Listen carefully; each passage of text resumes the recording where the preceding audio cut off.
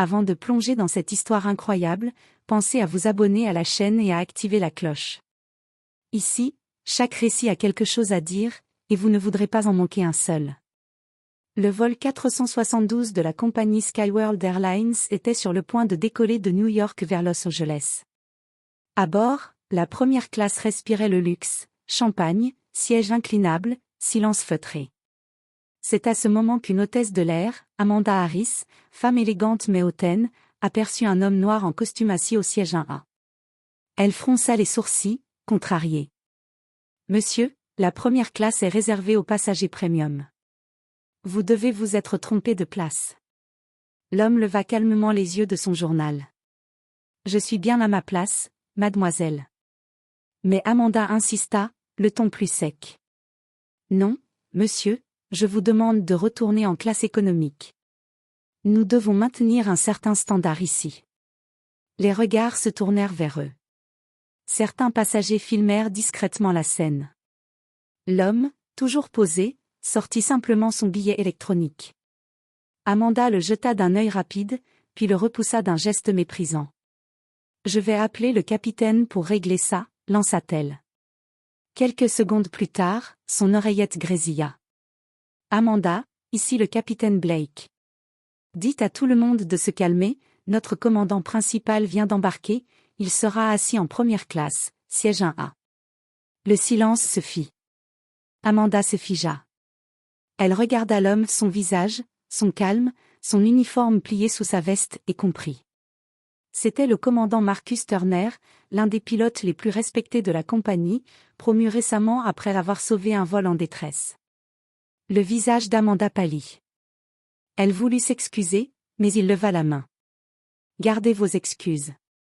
Nous décollerons à l'heure. » Quelques jours plus tard, une vidéo de la scène devint virale, une hôtesse humilie un pilote noir dans sa propre compagnie. Skyworld Airlines fit l'objet d'un scandale national. Amanda fut suspendue. Et Marcus, lui, fut promu directeur de la formation et de la diversité. Mais la véritable leçon, ce jour-là, ne se trouvait pas dans la punition, elle se trouvait dans le regard plein de honte d'une femme qui venait de tout perdre à cause de son orgueil. L'aéroport international JFK de New York vibrait d'une agitation habituelle, valises qui claquent, annonces au micro, et passagers pressés entre deux terminaux. Au comptoir de Skyworld Airlines, une hôtesse à la posture impeccable, Amanda Harris, ajustait sa veste bleu marine en vérifiant la liste des passagers de première classe. Tout devait être parfait. La haute direction surveillait chaque détail du vol 472, un vol réputé pour transporter des personnalités influentes et des clients VIP. Amanda était fière de son poste. Elle se considérait comme une femme de rigueur, exigeante, et surtout, professionnelle. Mais sous cette façade se cachait un orgueil mal placé, forgé par des années d'admiration sélective, les riches, les puissants, et, dans son esprit, les gens de bonne apparence. Pendant qu'elle préparait la cabine, un homme entra, vêtu d'un costume sobre mais élégant. Noir, la quarantaine, allure calme et assurée. Il salua poliment en montant dans l'avion et se dirigea vers la première classe, siège 1A. Amanda fronça les sourcils. Elle ne l'avait pas vu sur la liste des VIP habituels. « Bonjour, monsieur. Je peux voir votre billet ?» demanda-t-elle avec un sourire forcé. L'homme tendit son téléphone, affichant clairement « Vol 472 première classe siège 1A ». Elle haussa un sourcil. « Êtes-vous sûr que c'est le bon vol ?»« Tout à fait sûr », répondit-il d'une voix posée, sans arrogance. Amanda, contrariée, reprit son ton professionnel. « D'accord, installez-vous. » Mais il y a dû y avoir une erreur de réservation.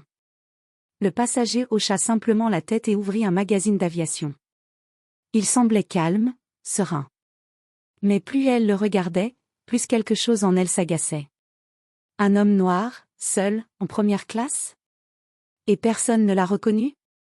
Non, pour Amanda, cela ne collait pas. Quelques minutes plus tard, les autres passagers embarquaient, un sénateur, un homme d'affaires, une influenceuse. Tous saluaient Amanda par son prénom. Elle se sentit rassurée, dans son univers familier. Mais son regard revenait sans cesse vers l'homme du siège 1A. Il ne parlait à personne. Il observait calmement la cabine, notant chaque détail, comme s'il évaluait tout autour de lui. Ce comportement la dérangeait. Alors elle décida intérieurement qu'elle allait rétablir l'ordre avant le décollage. À cet instant, elle ignorait que cet homme silencieux détenait le pouvoir de bouleverser sa carrière, et même sa vie entière. Le signal de fin d'embarquement retentit. Les portes de l'avion se refermèrent doucement, isolant la cabine du tumulte de l'aéroport. Amanda fit le tour de la première classe, vérifiant les ceintures, les tablettes, les bagages. Tout semblait parfait, sauf l'homme du siège 1A. Il était assis, tranquille, feuilletant un rapport avec des graphiques et des notes manuscrites. Son calme irritait Amanda. Elle s'approcha de lui, déterminée à mettre les choses au clair. « Monsieur, je vais être franche avec vous. Cet espace est réservé à des passagers de notre programme Elite Sky. » L'homme leva les yeux, un léger sourire au coin des lèvres. « Je sais, mademoiselle. Et j'en fais partie. » Cette réponse la piqua. « Je n'ai pas votre nom sur la liste des membres Elite. Peut-être y a-t-il eu une erreur dans le système ?» Les autres passagers, curieux, commençaient à tendre l'oreille. Amanda, consciente de leur regard, redressa la tête, plus sûre d'elle. « Je vais devoir vous demander de bien vouloir regagner la classe économique, monsieur. Nous devons suivre le protocole. » Un murmure traversa la cabine. L'homme referma calmement son dossier, inspira profondément et répondit. « Je vous conseille d'attendre avant de tirer des conclusions hâtives. » Mais Amanda ne voulait rien entendre. « Monsieur, si vous refusez, je serai obligé d'appeler le capitaine. » Un passager, amusé, lança à voix basse. « Amanda, laisse-le tranquille, il n'a rien fait. » Elle ignora la remarque, se sentant soutenue par sa hiérarchie invisible, persuadée d'agir professionnellement. « Je ne veux pas créer de scène, » dit-elle d'un ton sec. « Mais cet homme n'a pas sa place ici. Je vais demander au capitaine d'intervenir. » À ce moment précis, le silence tomba dans la cabine. Tous les regards étaient tournés vers eux. L'homme du siège 1A posa doucement son billet sur la tablette, sortit son téléphone et le posa à côté, écran allumé, le logo de Skyworld Airlines s'y affichait, suivi d'un code d'accès interne réservé aux membres de l'équipage. Amanda le vit, mais ne comprit pas tout de suite. Il soupira, puis dit simplement. « Appelez le capitaine, Amanda. Je crois qu'il voudra me parler personnellement. » Le ton calme, presque bienveillant, la troubla. Mais elle resta droite, fière. Elle appuya sur son oreillette et annonça. « Capitaine Blake, ici Amanda. J'ai un passager qui refuse de quitter la première classe. Je pense qu'il s'est trompé de siège. » Quelques secondes de silence. Puis une voix grave répondit. « Amanda, ce passager est le commandant Marcus Turner. C'est lui qui pilote ce vol. Il a demandé à voyager en civil pour une inspection surprise. » Le visage d'Amanda se figea. Autour d'elle, des exclamations s'élevèrent. Une femme chuchota, « Oh mon Dieu !» L'homme du siège 1A, le commandant Turner, croisa enfin le regard d'Amanda. « Vous voyez, mademoiselle, parfois, ceux qu'on pense remettre à leur place sont justement ceux qui connaissent la vôtre. » Amanda sentit le sol se dérober sous elle. Elle s'excusa, maladroitement, mais Turner détourna le regard, referma son dossier et conclut d'une voix basse. « Asseyez-vous. Le vol va décoller, et nous avons tous un rôle à tenir, y compris le vôtre. » Le vol 472 atterrit sans incident à Los Angeles, sous un ciel d'un bleu éclatant. Les passagers quittèrent la cabine 1 à 1, certains jetant un regard compatissant à Amanda, d'autres filmant discrètement son visage crispé. Le commandant Marcus Turner, lui, sortit en dernier, son calme intact, son regard droit. Il n'avait pas élevé la voix une seule fois, mais tout le monde savait que quelque chose de grave venait de se jouer. Amanda resta seule quelques minutes dans la première classe, fixant le siège 1A comme si ce simple numéro la hantait. Elle sentit un nœud dans sa gorge. « Comment ai-je pu me tromper à ce point ?» pensa-t-elle. Elle tenta de se rassurer. « Peut-être que cela restera entre nous. Les passagers oublieront. » Mais elle ignorait qu'un étudiant assis en 1C avait tout filmé. Et quelques heures plus tard, la vidéo fut mise en ligne sur TikTok et X, Twitter, avec ce titre. Une hôtesse humilie un pilote noir dans sa propre compagnie. En quelques heures, la séquence devint virale. Des millions de vues. Des milliers de commentaires. Certains indignés. C'est honteux en 2025 qu'on voit encore ça. Le calme de cet homme, incroyable. Elle mérite d'être renvoyée. Amanda reçut les premiers messages sur son téléphone dès qu'elle arriva à son hôtel. Des notifications en rafale. Des captures d'écran. Puis des appels de son supérieur hiérarchique. Amanda, il faut qu'on parle. Tout de suite. Monsieur Lewis, je peux expliquer. Inutile. La direction est furieuse. La presse veut une déclaration. Le commandant Turner a refusé de porter plainte, mais la compagnie a ouvert une enquête. Amanda sentit son cœur s'emballer. Mais je ne savais pas qui il était. Cria-t-elle presque. Justement. C'est ça, le problème. Tu n'as pas cherché à savoir. Tu as jugé avant de comprendre. Les mots la frappèrent comme une gifle. Elle raccrocha, s'effondra sur le lit et regarda son téléphone trembler sous les notifications. Le hashtag hôtesse raciste trônait déjà en tête des tendances mondiales. Dans la soirée, les journaux télévisés reprirent l'affaire. L'incident du vol 472 choque le pays. On montra la vidéo floutée, Amanda, rigide, exigeant que le passager noir quitte la première classe, puis le moment où la voix du capitaine révèle la vérité. La salle de rédaction ajouta des titres comme « Quand le racisme rencontre l'orgueil en plein ciel ». À des milliers de kilomètres de là, le commandant Turner resta silencieux. Assis dans son bureau, il visionna la vidéo une seule fois, puis l'éteignit. Son regard n'exprimait ni colère, ni vengeance. Seulement une profonde déception. Il savait que cette histoire allait éclater et qu'elle allait forcer la compagnie à se regarder dans le miroir. 2 jours plus tard, Amanda fut convoquée au siège de Skyworld Airlines, un immense bâtiment de verre à Manhattan. Elle avait à peine dormi. Ses yeux étaient gonflés, ses mains tremblaient. Les couloirs qu'elle parcourait autrefois avec fierté semblaient aujourd'hui hostiles et froids. Chaque regard posé sur elle murmurait le même mot, raciste. Elle entra dans la salle de réunion.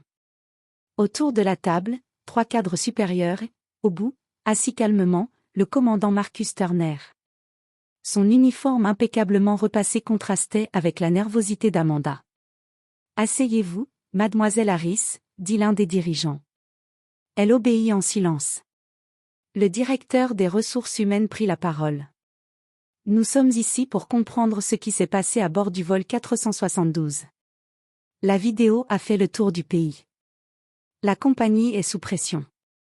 Nous voulons votre version. » Amanda prit une profonde inspiration. Je reconnais que j'ai agi trop vite.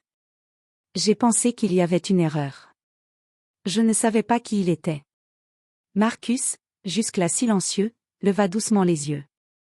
Et si j'avais été un simple passager, demanda-t-il calmement. Elle resta muette. Il continua. Si je n'avais pas été commandant, mais juste un homme noir avec un billet en première classe, m'auriez-vous traité autrement? La question la coupa en deux. Le silence s'installa dans la salle. Amanda sentit une larme lui monter aux yeux. Je ne sais pas, murmura-t-elle.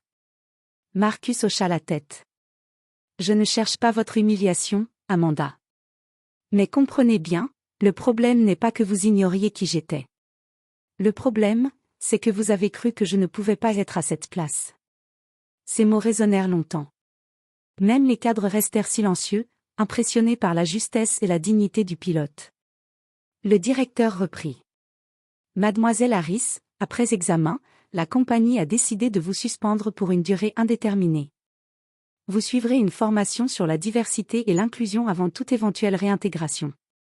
Amanda hocha la tête, incapable de protester. Elle regarda Marcus une dernière fois. Je suis désolée, commandant. Vraiment. Il répondit, sans dureté. Apprenez, Amanda.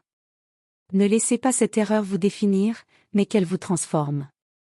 Elle quitta la salle, le cœur lourd, mais étrangement lucide. Ce jour-là, Elle comprit qu'elle venait de tout perdre, mais aussi que c'était peut-être le début d'une rédemption. Pendant ce temps, Marcus resta assis quelques instants, observant la ville à travers la vitre. La presse l'attendait à la sortie, mais il ne dit qu'une seule phrase. Le respect n'a pas de classe. Ni économique, ni social, ni racial. Ces mots firent le tour des journaux du soir. Les semaines passèrent. Amanda vivait désormais seule dans son petit appartement de Brooklyn, loin des hôtels luxueux et des vols transcontinentaux. Elle évitait les réseaux sociaux, chaque fois qu'elle ouvrait son téléphone, son nom apparaissait encore dans les commentaires. L'hôtesse raciste de Skyworld. Elle a eu ce qu'elle méritait. Son monde s'était écroulé. Ses amis de travail avaient pris leur distance. Son visage, jadis symbole d'élégance, était devenu celui de la honte. Mais au fond d'elle, quelque chose changeait. Elle lisait, regardait des documentaires, participait anonymement à des forums sur la tolérance et la diversité. Pour la première fois, elle écoutait. Elle comprenait ce que signifiait le préjugé invisible, celui qui s'insinue sans qu'on s'en rende compte. Un matin, elle reçut un courrier portant le logo de Skyworld Airlines. Ses mains tremblèrent. Elle s'attendait à une lettre de licenciement définitif. Mais ce n'était pas le cas. Programme interne de sensibilisation encadré par le commandant Marcus Turner. Vous êtes invité à participer à une session pilote sur l'inclusion et le respect dans le milieu aérien. Amanda resta figée. Marcus? Après tout ce qu'elle lui avait fait? Elle hésita plusieurs jours avant d'accepter. La formation se déroulait dans une salle de conférence de l'aéroport de Newark. Amanda entra timidement. Au fond de la pièce, Marcus Turner était là, parlant à un petit groupe d'hôtesses et de pilotes. Quand leurs regards se croisèrent, elle sentit sa gorge se nouer. Il s'approcha d'elle avec un léger sourire. « Vous êtes venu. Je ne savais pas si vous accepteriez. »« Je ne voulais pas fuir, » répondit-elle, la voix basse. Il hocha la tête. « C'est un bon début. Ici, on ne parle pas de punir, mais de comprendre. De changer. » Pendant plusieurs heures, Amanda écouta les témoignages d'autres employés victimes de préjugés ou de discrimination subtile. Des histoires qu'elle n'aurait jamais imaginées. Chaque mot la frappait, non comme une accusation, mais comme un miroir. À la fin de la session, Marcus prit la parole devant tout le groupe. Ce qu'il faut retenir, ce n'est pas l'erreur, mais la leçon. Le respect, c'est la capacité de voir un être humain avant toute apparence. Et parfois, la vie nous force à apprendre ça de la manière la plus douloureuse. Il regarda Amanda, puis ajouta. Mais ceux qui apprennent vraiment méritent une seconde chance. Elle sentit les larmes lui monter aux yeux. Pour la première fois depuis des semaines, elle sourit. Pas de soulagement. Pas de fierté. Juste une paix nouvelle, celle qui vient quand on comprend enfin. Quelques mois plus tard, Amanda retrouva son poste, non plus comme hôtesse principale, mais comme formatrice assistante en respect et diversité au sein de la compagnie. Et à chaque nouveau vol, en croisant des visages de toute origine, elle se souvenait du siège 1A. Le siège où elle avait perdu tout. Et où elle avait commencé à redevenir quelqu'un de meilleur.